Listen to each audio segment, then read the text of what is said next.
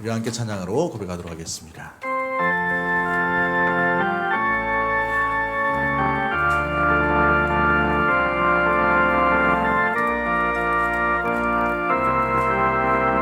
왕이신 나의 하나님, 왕이신 나의 하나님, 내가 주를 높이고 영원히 주의 이름을 송축하리. 우리 두 손 높이 들고 고백합니다. 왕이신 나의 예수님, 왕이신 나의 예수님, 내가 주를 높이고 영원히 주의 이름을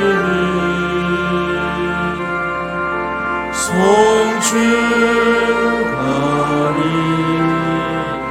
왕이신 나의 성령님, 왕이신 나의 성령님, 내가 주를 높이고 영원히 주의 이름을 송축하리이다.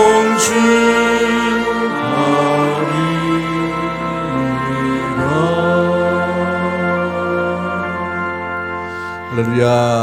이 아침에 참 잘 나오셨습니다. 우리 옆에 분 한번 인사하도록 하겠습니다. 잘 나오셨습니다. 큰 은혜 받으십시오. 우리 지난 2박 3일 동안 우리 60주년 기념 전교인 수련회를 우리 동일 수양관에서 개최하게 되었습니다. 많은 분들이 참여하셨고 감사합니다. 한 370명 정도 원래 이렇게 참여하려고 했는데 한 20명 정도가 결석을 하신 것 같아요. 바쁜 일 때문에 한 350명 정도 오신 것 같은데 너무너무 감사하고 총 수입이 2,699만 원 정도 들어왔고요. 지출이 2,633만 9천 원 정도 지출되었다고 합니다. 또 많은 분들이 봉사하고 우리 또 특별히 청년부 부서 우리 청년들이 너무 수고했어요. 그 열대 이 뜨거운 열기에 짐 다 나르고 또 젊은 집사님들도 너무너무 수고하시고 주방에 봉사에 찬양팀에 또 참여하신다고 또 고생하신 많은 분들 너무너무 감사하고 수고하셨는데 우리 하나님이 제일 고생하신 것 같아요. 그죠? 수고하셨는데 우리 하나님께 감사의 영광 박수 올려드리도록 하겠습니다. 우리 옆에 분 인사합니다. 함께 합시다. 오늘 본문의 말씀을 통해서 순종으로 드리는 예배라는 제목으로 말씀을 나누도록 하겠습니다. 오늘 본문은 하나님이 아브라함을 시험하는 사건이 기록되어 있지요. 하나님은 아브라함이 하나님을 진정으로 섬기는지 경외하는지를 알고 싶어 하신 것 같습니다. 여러분 오늘 본문 1절에 나오는 이 시험이라는 단어는 이 히브리 말로만 말하면은 마사흐라는 단어를 씁니다. 마사흐. 이게 뭐냐면 두 가지 의미가 있어요. 긍정적인 의미와 부정적인 의미를 씁니다. 긍정적인 의미에서는 무엇보다도 연단으로 훈련을 의미하고 부정적인 의미로는 유혹을 의미할 때가 있게 되는 것이죠. 하나님께서 자기 백성을 시험하신다. 그 시험하는 목적이 무엇입니까? 12절 말씀에 있지요. 12절 말씀 우리 다 같이 한번 읽어보도록 합니다. 하나님께서 시험하시는 목적이 뭐예요? 같이 봅니다. 시작. 사자가 이르되 그 아이에게 내 손을 대지 말라. 그에게 아무 일도 하지 말라. 내가 내 아들 내 독자까지도 내게 아끼지 아니하였으니 내가 이제야 내가 하나님을 경외하는 줄을 아노라. 그렇죠. 내가 이제야 내가 하나님을 경외하는 줄 아노라라는 말씀 가운데 있습니다. 그렇습니다. 하나님께서 진정으로 하나님을 경외하는지를 아브라함을 통해 시험하시고 테스트하고 있는 것을 보게 되지요. 사무엘은 사무엘상 15장 22절 말씀에 이렇게 말합니다. 순종이 뭐보다 낫고 제사보다 낫고 라고 되어 있어요. 아무리 열심과 수고한다 하더라도 순종보다는 못하다라는 것이죠. 그러므로 하나님의 말씀에 순종하는 것이 그 어떤 행위보다 하나님을 경외하는 증거가 되게 되는 것입니다. 그래서 하나님은 시험을 통해 순종의 여부를 우리 테스트하고 있는 것이죠. 믿음의 조상 아브라함은 그의 생애에서 가장 가슴 아픈 시험을 겪게 됩니다. 아들과 같은 롯과의 이별도, 또한 자신의 자식이었던 이스마엘과의 이별도 이것보다는 아픈 것이 덜할 것 같아요. 자기 손수 또한 100세에 낳은 아들이기 때문에 그러하지요. 하나님의 약속의 아들인 이 이삭을 하나님께서 번제로 갖다 바치라 라고 이렇게 말씀하시고 명령하고 있기 때문에 그렇습니다. 오늘 본문은 아브라함의 이 하나님의 명령을 받은 이 아브라함이 어떻게 이 부당하고 또 무엇보다도 가슴 아프고 또 받아들이기 어려운 이 명령에 대해서 순종하는가를 보여주고 있지요. 오늘 우리는 이 본문을 통해서 아브라함이 이러한 가운데에서도 주님의 말씀을 의지하고 순종했던 것처럼 닥쳐오고 다가오는 시험 가운데 아브라함처럼 어떤 주님께서 원하시는 그 뜻을 붙듦으로 말미암아 우리에게 다가오는 시험을 어떻게 이길 것인가를 살펴볼 수 있는 은혜의 시간 되기를 주의 이름으로 간절히 축복합니다. 자, 오늘 본문을 보십시오. 오늘 본문의 가운데 우리가 명령에 순종하기 위해 시험을 이기기 위해 그가 했던 모습들을 그 원리를 한번 찾아보기를 원합니다. 우리 1절부터 3절까지 말씀인데요. 1절부터 3절까지 말씀 같이 봅니다. 시작. 그 일 후에 하나님이 아브라함을 시험하시려고 그를 부르시되 아브라함아 하시니 그가 이르되 내가 여기 있나이다. 여호와께서 이르시되 내 아들 내 사랑하는 독자 이삭을 데리고 모리아 땅으로 가서 내가 내게 일러준 한 산 거기서 그를 번제로 드리라. 아브라함이 아침에 일찍이 일어나 나귀의 안장을 지우고 두 종과 그의 아들 이삭을 데리고 번제에 쓸 나무를 쪼개어 가지고 떠나 하나님이 자기에게 일러 주신 곳으로 가더니 아멘. 첫 번째 우리가 붙들어야 될 원리는 뭡니까? 주님의 명령이 때로 우리에게 이해되지 못한다 하더라도 그 속에 하나님의 선한 뜻이 있는 줄 알고 순종의 길을 걸어가야 될 줄 믿습니다. 여러분, 이해되지 않더라도 걸어가는 것이 주님께서 주신 명령을 받들어 섬기는 모습들이에요. 여러분, 우리가 다 이해되면 여러분 믿을 수 있을까요? 오히려 믿지 못할 때가 있게 됩니다. 초대 교부였던 터툴리안이라는 분이 나는 불합리한 거로 믿는다라고 이렇게 고백을 해요. 아브라함에게 다가왔던 이 명령, 아들을 번제로 갖다 바치라. 이것은 이해되지 않는 명령이었어요. 여러분, 번제라는 것은 온전히 다 불태우는 것을 의미해요. 끔찍하죠. 짐승도 태울 때 끔찍합니다. 근데 어떻게 자녀를 번제로 불태울 수 있을까요? 100세에 낳은 아들이었어요. 그런데 오늘 본문의 말씀에 이 아브라함이 이런 고통과 아픔이 있음에도 불구하고 아브라함의 고통, 아브라함의 고민, 아브라함의 슬픔에 대해서는 한 구절도 나오지 않는 것을 보게 돼요. 여러분, 이전에 21장을 살펴볼 때 이스마엘을 내보낼 때에 아브라함이 얼마나 고심했었습니까? 그럴 때 하나님께서 사라의 말을 들으라 라고 하나님이 개입하시는 것을 보게 되죠. 그런데 아들 이 이삭을 갖다 바치라는 그 명령은 더 큰 부담이 될 것이었어요. 그럼에도 불구하고 아브라함이 고민과 슬픔을 오늘 본문에서는 전혀 찾아볼 수 없는 것을 보게 되지요. 오히려 아침에 일찍 일어나 나귀의 안장을 쥐고 또한 두 사환을 데리고 번제에 쓸 나무를 쪼개다가 모리아산으로 떠나고 있는 아브라함을 보게 됩니다. 아침에 일찍 일어났다는 말은 뭐예요? 곧장 순종했다는 말을 의미하고 있지요. 여러분 같으면 어떻겠습니까? 이 예배가 여러분에게 기쁨의 예배가 될 수 있을까요? 오늘 아들이 마지막으로 함께하는 그런 순간이다.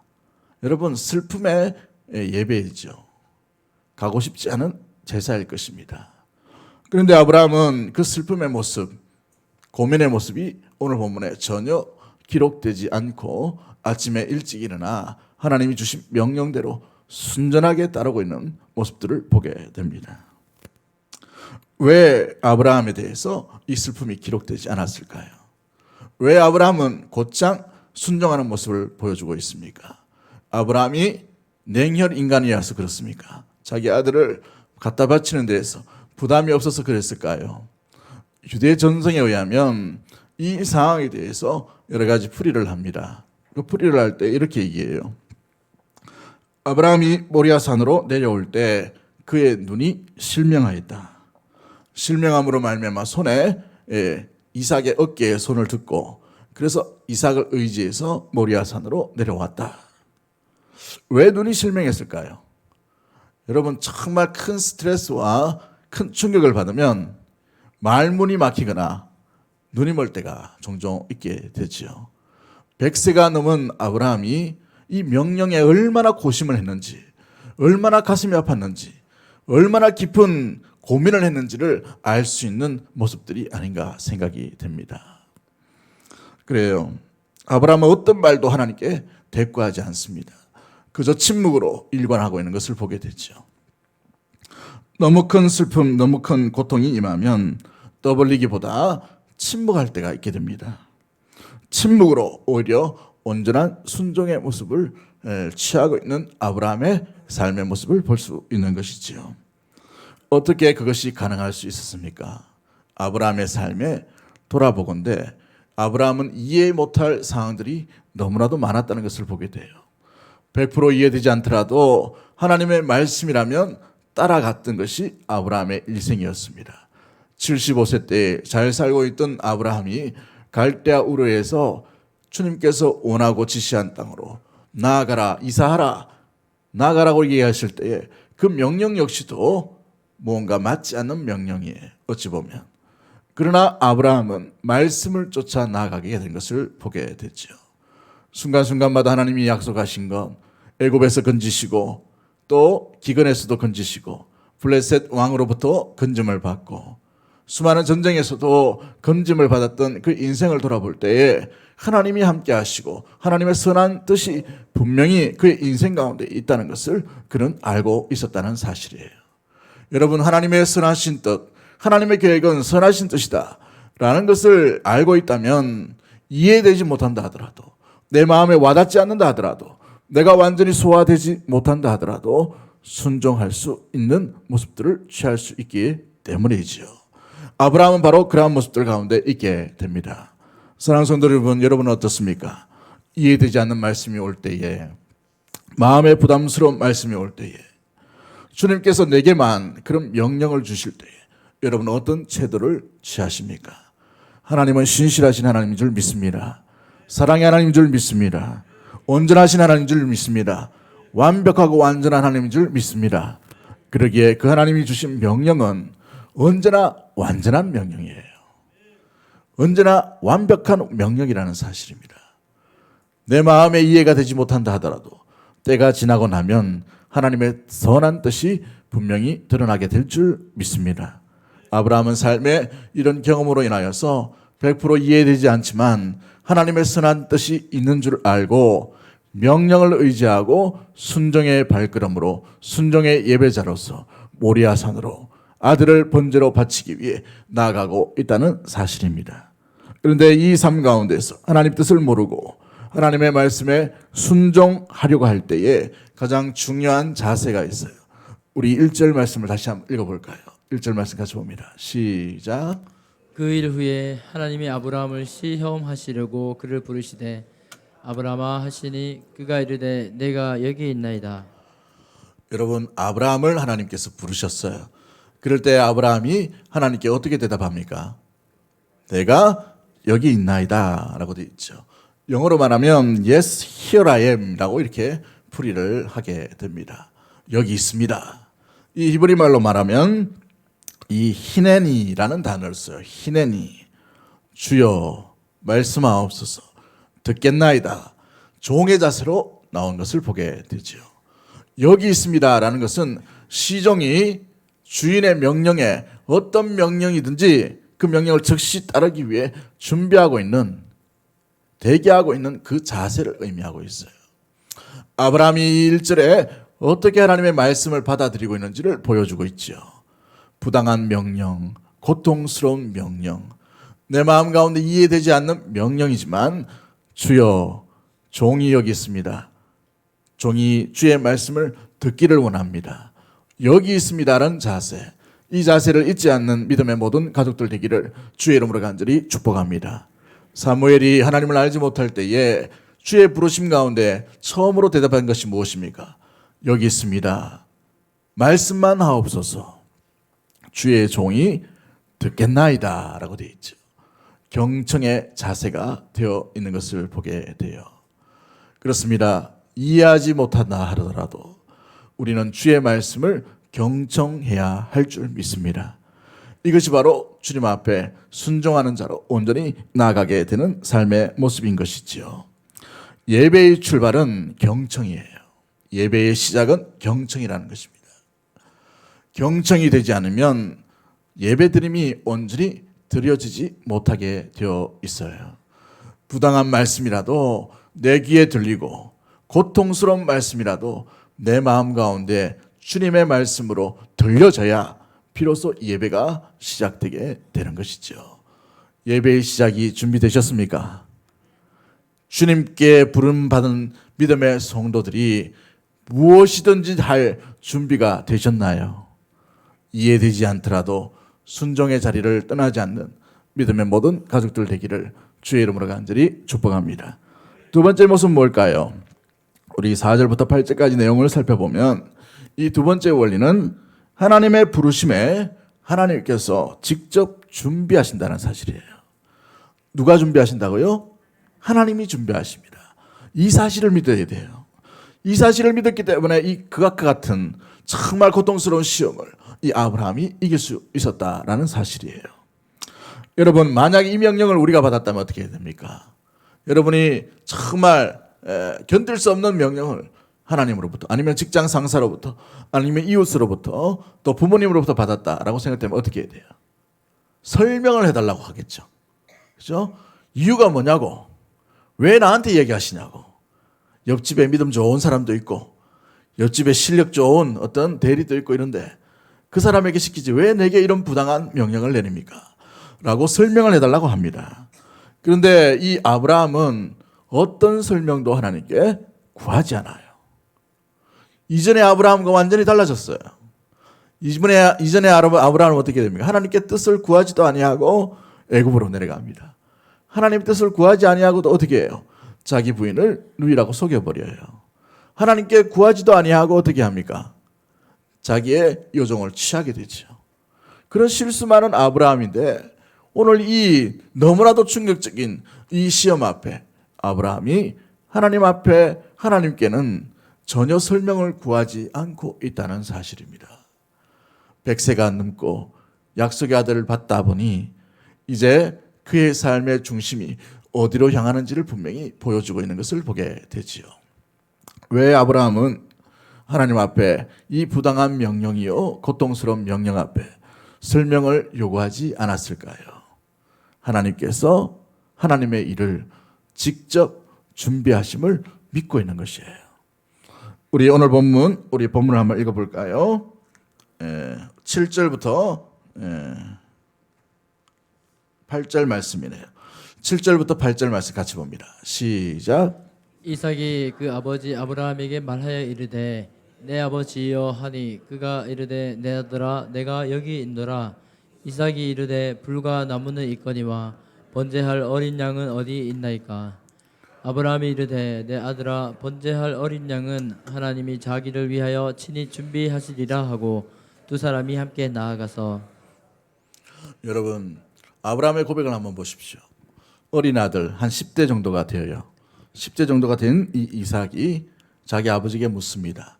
평소에 늘 예배드렸던 가정이기에 번제할 재물이 없는 것이죠. 아무리 찾아봐도 칼도 준비됐고 횃불도 준비됐고 나무도 준비됐고 모리아산에 올라가서 이 돌을 쌓아다가 제단을 만들어 놨는데 재물이 없는 거예요. 아버지, 재물이 어디 있습니까?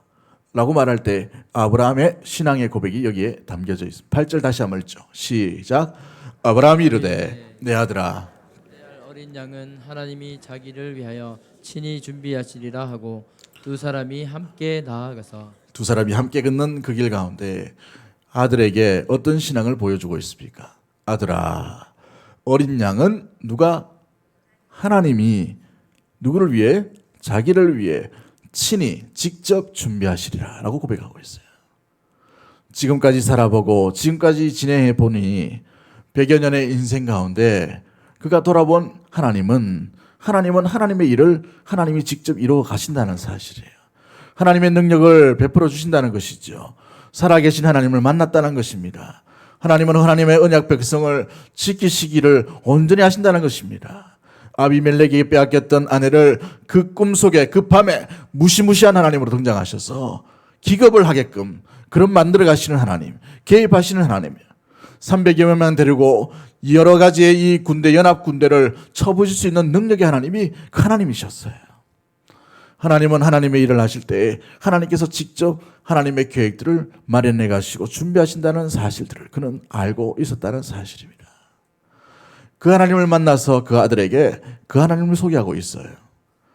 여러분들은 여러분의 후손들에게, 여러분의 다음 세대에게 어떤 하나님을 보여드리려고 하십니까? 하나님이 친히 준비하시리라. 이 고백은 쉽지 않은 고백이에요. 여러분이 만난 하나님을 여러분의 다음 세대, 이 우리 지금 부모 세대가 보여줘야 될 아름다운 모습인 줄 믿습니다. 여러분 아무리 설명이 한다 하더라도 설명보다는 삶으로 보여주는 것들이 중요하죠.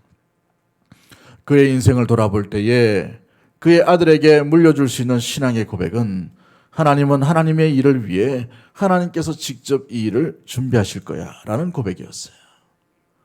평생의 고백이라는 말입니다.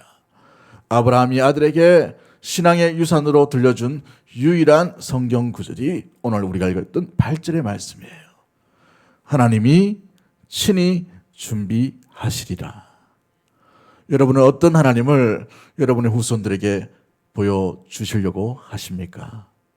살아 역사하신 하나님이 여러분들 속에 우리 자녀 세대들이 바라보고 또 발견할 수 있는 은혜의 우리 귀한 부모 세대 되기를 주의 이름으로 간절히 축복합니다. 우리의 부모의 뒷모습을 보니, 뒷발자취를 보니 하나님이 함께 하셨던 순간순간들이 이 아이들이 기억될 수 있는 은혜의 우리 귀한 발자취가 되기를 주의 이름으로 간절히 축복합니다. 이 상황이 어떤 상황이에요? 놀라운 상황이죠. 고통스러운 상황이에요. 그럼에도 불구하고 하나님 앞에 이 명령을 온전히 지키는 절대 순종의 삶의 고백이 하나님께서 이 일을 위해 친히 준비하시리라 라는 삶의 고백으로 아브라함이 아들에게 보여주고 있어요. 그렇습니다. 믿음은 설명을 듣고 이해하고 순종하는 게 아니에요. 믿음이란 약속을 믿고 순종하는 것임을 기억할 수 있는 믿음의 모든 가족들 되기를 주의 이름으로 간절히 축복합니다. 이해하고 따라갈 수가 없는 게 하나님의 말씀이에요. 우리의 지혜가, 우리의 지식이, 우리의 이승이 한계가 있기 때문에 그런 것이죠. 어떤 논리에 박혀 있으면 태초에 천지를 창조하신 분이 하나님이시다라는 고백을 할 수가 없게 되어 있어요. 정말 논리적이고 생리학적인 사고를 가지고 있는 사람은 예수님께서 동정녀의 몸으로 나셨고 성령으로 잉태되셨다는 것을 고백할 수가 없게 되어 있어요. 물 위로 걸으시는 하나님, 물리학적인 사고를 가진 사람은 물 위로 예수님께서 걸으셨다는 것을 믿지를 못하게 되어 있어요. 초월하시는 하나님, 우리가 이해되지 않는다 하더라도 우리의 이해 수준보다 더 월등하신 하나님을 온전히 믿는 믿음의 모든 가족들 되기를 주의 이름으로 간절히 축복합니다. 여러분, 믿음은 약속의 말씀을 듣고 순종하는 것이에요. 우리 한번 따라하겠습니다. 믿음이란 약속의 말씀을 듣고 순종하는 것입니다. 여러분, 잊지 않게 되기를 주의 이름으로 간절히 축복합니다. 더 놀라운 것은 주님께서 지금 아브라함을 1절부터 부르셨어요. 부르시고 난 뒤에 내가 여기 있나이다 라고 말하죠. 명령을 듣습니다. 불러주신 분이 하나님이라면, 명령하신 분이 하나님이라면 이루어 가시는 분도 하나님인 줄 믿습니다. 이 고백이 지금 이 아브라함의 고백인 거예요. 친히 준비하시리라. 과정도 하나님이 이루어 가시고 열매도 하나님께서 맺게 하신 것을 의미해 주고 있는 것이지요. 그런데 히브리어 원어에는 오늘 본문 8절 말씀에 있는 자기를 위하여라는 단어가 없어요. 원래는 이 단어가 없는데 의역을 하다 보니 여호와께서 자기를 위하여, 하나님께서 자기를 위하여 친히 준비하시리라 라고 이렇게 해석을 집어넣은 거죠. 의미는 같습니다만은 직역을 하면 이렇게 되어 있어요. 하나님께서 직접 준비하신다. 이 일에 대해 하나님께서 직접 준비하신다는 거예요. 이삭을 바치라는 분이 누구예요? 하나님이에요. 하나님께서 준비하신 것이죠. 이 과정 가운데 하나님의 놀라운 은혜와 사랑이 반드시 있음을 그는 깨닫고 있는 것을 보게 됩니다. 히브리서 기자는 이 일에 대해서 어떻게 표현했냐면, 무엇보다도 하나님이 비록 이 아들을 바친다 하더라도 다시 살릴 것을 믿고라고 되어 있어요. 어떻게 하신다고요? 다시 살리신다. 여러분, 100세의 아들 주셨는데 아들 죽여놓고 살릴 수 있는 일은 더 쉬운 일이에요. 하나님이라면 충분히 하실 수 있다는 것을 믿음의 고백을 하고 있는 것이죠. 하나님이 준비한다는 이 고백이 얼마나 깊은 고백인지 담겨져 있는 거예요. 부활 신앙을 이야기하고 있는 수준의 모습이지요. 사랑하는 성도 여러분, 그렇습니다. 순식간에 들어온 고통의 명령, 듣기 거북하고 순종하기 힘든 상황 가운데 이 명령을 지키기 위해 아브라함이 지금 이 예배 가운데 나아가고 있는 것을 보게 돼요. 순종의 예배자로 모리아산으로 올라가 하나님께서 친히 준비하실 것을 믿는 믿음으로 계속해서 3일 밤을 지나가고 있다는 거예요. 여러분, 3일이란 말은 되돌릴 수 없는 시간과 거리를 의미합니다. 예수님께서 며칠 만에 부활하셨어요? 3일 만에 부활하셨죠. 이 3일이라는 의미는 성경에서 완전히 죽었다는 의미, 완전히 떠났다는 의미를 보여주고 있는 것이죠. 되돌릴 수 없는 그 길, 하루, 이틀, 3일째 어떤 마음이 들었을까요? 부담감, 슬픔, 고통, 집중적인 그 스트레스 때문에 눈이 멀 정도의 그런 아브라함의 심령이었다면 여러분, 그 고통이 얼마나 대단했을까요? 그럼에도 불구하고 멈추지 않아요. 그럼에도 불구하고 쉬지 않습니다. 그럼에도 불구하고 모리아 산으로 계속해서 올라가고 있다는 사실입니다. 성도의 믿음, 시험을 이기는 믿음은 어떤 믿음이냐? 주님이 명령하시고 주님이 계획하신 것을 주님께서 이루어 가심을 믿고 그 길을 멈추지 않는 거예요. 순종의 길을 멈추지 않고 계속해서 올라가는 것이죠. 그 산에 올라갈 때에도, 그 억울한 일 당할 때에도, 어려움 가운데서도 주님께서 친히 준비해 주실 줄 믿고 믿음으로 달려가는 것이 시험을 이기는 온전한 순종의 믿음으로 나아가는 예배자의 참된 모습인 줄 믿습니다. 여러분, 그렇죠. 포로로 끌려갔던 이 고위 공무원 다니엘을 한번 잘 보십시오. 그가 잘 될 때는 예배드림이 괜찮았어요. 그런데 그걸 시샘했던 이 바벨론에 있는 사람들이 예배드림을 고수를 하게 됩니다. 그럴 때 어떤 일이 일어납니까? 이 다니엘이 조서에 그 내용이 찍혀 있는 줄도 알고 여전히 하나님 앞에 3번 기도를 드리고 예배를 드리고 있는 모습들을 보게 됐죠. 여러분, 우리가 잘 될 때에 예배 드림은 쉬운 일이에요. 여기에 대기업 승진을 해가지고 오시면 그 다음 주 예배 드릴 때 어떤 마음으로 오십니까? 얼마나 마음 가운데 뿌듯함과 보람과 하나님이 나를 복 내려주셨어라는 마음으로 오시겠어요? 직장에서 승진을 했어요. 오실 때 어떤 마음이 듭니까? 진짜 하나님은 내 기도를 들어주셔. 그런 마음으로 오시지 않나요? 부동산이 대박이 텄어요. 대박이 났는데 보니까 너무 좋아. 20년, 30년 만에 아파트 한 채를 얻게 되었어요. 얼마나 보람되겠어요. 평생을 모아가지고 아파트를 얻었어요. 하나님 평생 가운데 하나님이 지켜주심으로 내가 집을 얻게 되었습니다. 감사하겠죠. 그런데 직장에서도 잘렸습니다. 사업에는 실패했어요. 관계에는 단절이 일어났습니다. 병들어 지쳐 있어요. 내면의 세계가 완전히 무너져 버렸습니다. 병이 걸려서 우울증이 있어요. 그런 마음으로 예배에 오시면 어떤 마음이 들까요?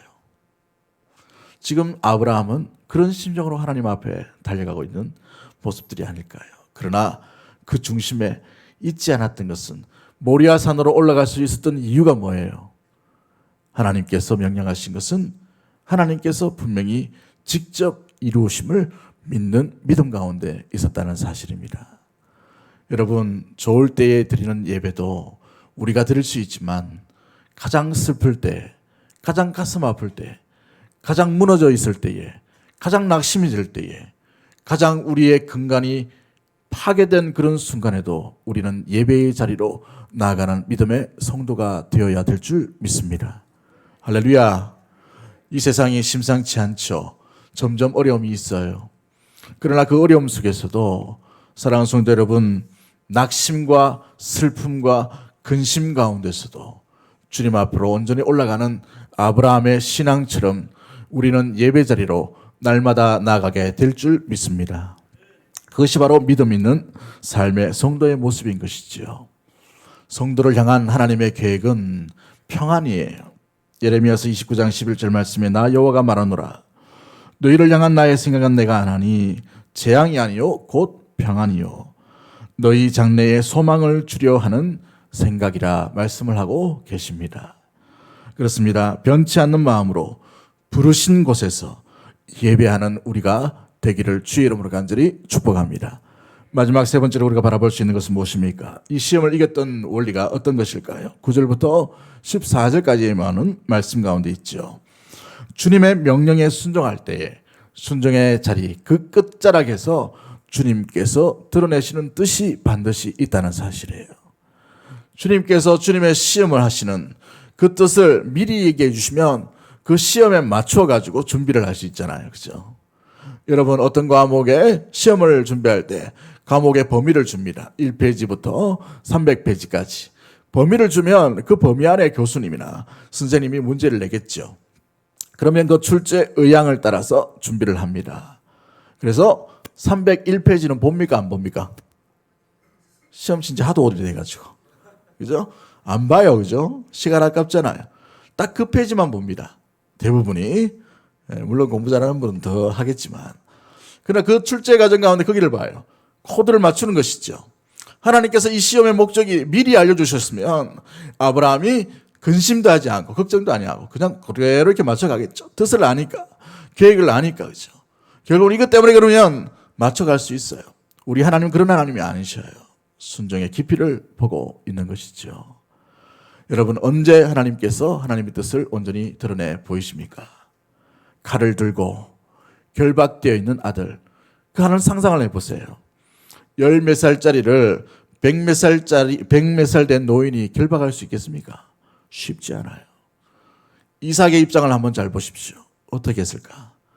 저는 좀 상상하는 걸 좋아하는데 이삭이 어떻게 했을까? 상상을 해본데 혈기가 왕성한 10대예요. 근데 아버지는 몇 살입니까?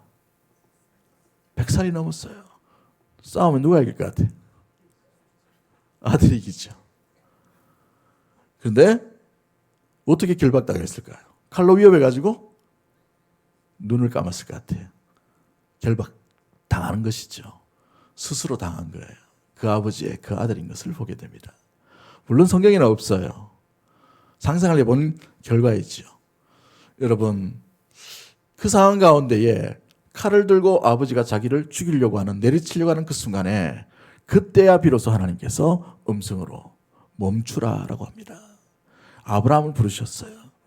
참 놀라운 것은 아브라함을 1장에서도 부르시고 1절에서도 부르시고 오늘 본문인 이 11절 말씀에도 불러주셔요. 아브라함아. 그럴 때 똑같이 히네니라는 단어를 씁니다. 변치 않는 아브라함의 모습을 보여요. 부당한 명령 가운데 있던 아브라함이 하나님 제가 여기 있습니다라고 하나님 앞에 나갔던 것처럼 내리치려고 하는 그 순간에 하나님께서 부르시니 하나님 제가 여기 있습니다라고 하나님 앞에 자기 자신을 드러냅니다. 어떤 명령이든지 각을 뜨라면 뜨고 죽이라면 죽이려고 하는 그 마음의 찰나에 하나님께서 아브라함아라고 이렇게 불러주시는 것을 보게 되죠. 그때 하나님께서 하나님의 뜻을 드러내십니다. 우리 12절 말씀 다 같이 한번 읽어봅니다. 12절 말씀 같이 봅니다. 시작. 사자가 이르시되 그 아이에게 내 손을 대지 말라. 그에게 아무 일도 하지 말라. 내가 내 아들 내 독자까지도 내게 아끼지 아니하였으니 내가 이제야 내가 하나님을 경외하는 줄을 아노라. 여러분 12절 말씀에 가장 중요한 게 뭐예요? 정말 사랑하는 아브라함에게서 제일 큰 사랑이 이삭에게 있다는 것을 하나님이 잘 알고 계셨어요.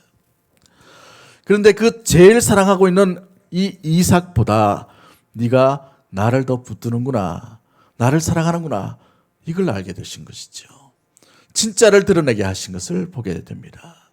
지금 칼로 내리치는 이 아버지의 비정한 심정은 아들을 희생해서도 나는 하나님을 포기할 수 없습니다라는 고백인 거예요.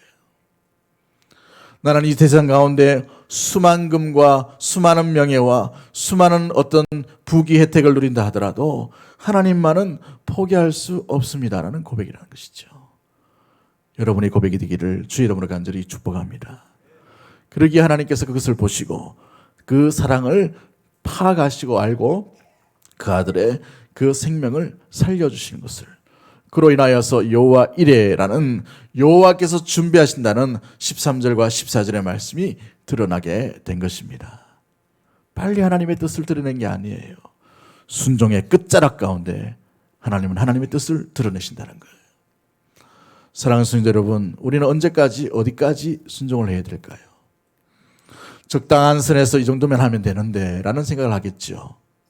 그런데 주님은 우리의 밑바닥을 보시기를 원하십니다.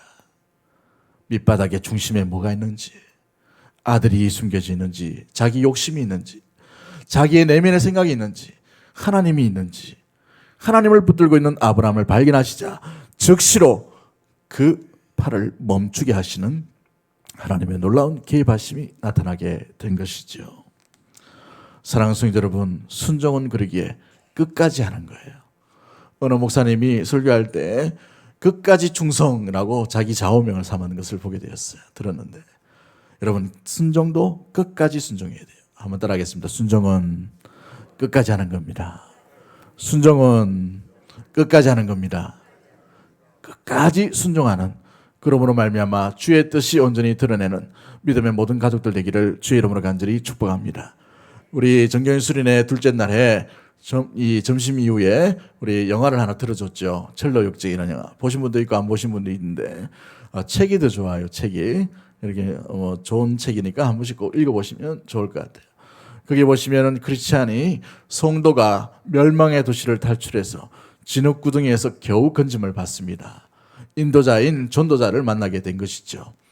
전도자를 만나서 황금길로, 이 황금성으로 나가는 길로 이렇게 걸어가라라는 부탁과 권면을 듣게 돼요. 황금길로 걸어가는 길. 그래서 이렇게 황금성으로 나가는 그 빛만 보고 나가라고 이렇게 이야기하죠. 그런데 이 성도인 크리스찬이 아무리 봐도 황금빛이, 황금성에서 나오는 빛이 보이지 않는 거예요. 그래서 어디에서 보입니까? 안 보입니다. 이렇게 얘기해요. 안 보이냐고 자꾸 얘기하죠. 그럴 때 전도자가 그 크리스찬 성도에게 이렇게 얘기합니다. 당신의 눈물을 닦지 말고 눈물을 통해서 보십시오 라고 되어 있어요. 눈물을 통해서 보라. 그럴 때 눈물 닦지 말고 눈물을 통해서 보니 저기에 있는 황금성에서 빛이 쫙 비쳐서 그 길을 계속해서 인도하고 있는 거예요. 여러분, 어떤 비유입니까? 주님은 우리의 눈물을 온전히 그냥 보시지 않는다는 거예요. 여러분, 쉽게 눈물을 거둬달라, 이 말이 성도에게는 맞지 않습니다.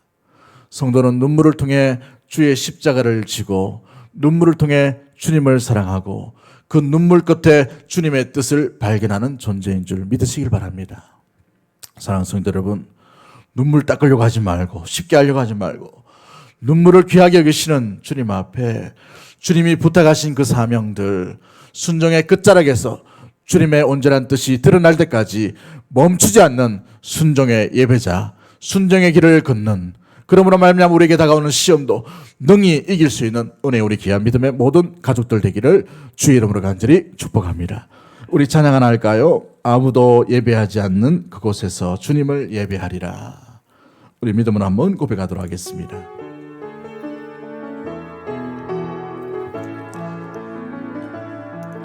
아무도 예배하지 않는 그곳에서 주를 예배하리라. 아무도 찬양하지 않는 그곳에서 나 주 찬양하리라. 아무도 헌신하지 않는 아무도 헌신하지 않는 그곳에서 주께 헌신하리라. 누구도 증거하지 않는 그곳에서 나 주를 증거하리라. 내가 밟는 모든 땅 주를 예배하게 하소서. 주의 보혈로 덮어지게 하소서. 내가 선이고 주의 거룩한 곳 되게 하소서. 주의 향기로 물들이소서. 내가 밟는 모든 땅 주를 예배하게 하소서. 주의 보혈로 덮어지게 하소서. 내가 선이고 주의 거룩한 곳 되게 하소서. 주의 향기로 물들이소서. 우리 시간에 짧게 한번 기도하기를 원합니다. 사랑하는 성도 여러분, 주님은 우리의 밑바닥에 우리의 내면 가운데 무엇이 있는지를 발견하기를 원하셔요. 그래서 테스트를 하시고 시험을 하시는 것입니다. 그 시험 가운데 우리가 능히 이길 수 있는 우리 믿음을 허락해달라고 기도하시고, 무엇보다도 주님의 선한 뜻, 이해되지 않더라도 주님의 선한 뜻 가운데 순종하며 나갈 수 있도록 도와주시고, 주님께서 명령하셨기에 주님께서 이루가심을 믿고 준비하시는 주님을 붙들며 믿음으로 나아갈 수 있도록 순종의 자리를 떠나지 않도록 주님 인도하여 주옵소서. 순종의 그 끝자락에 주님께서 원하시는 그 뜻이 밝히 드러날 때까지 우리의 눈물을 통해 그 순종의 자리를 끝까지 지켜나갈 수 있는 헌신자들 되게 하여 주시옵시고, 그러한 온전한 믿음, 온전한 성도가 되게 하여 달라고 우리 주의 한번 외치고 통성으로 한번 기도하도록 하겠습니다. 기도합니다.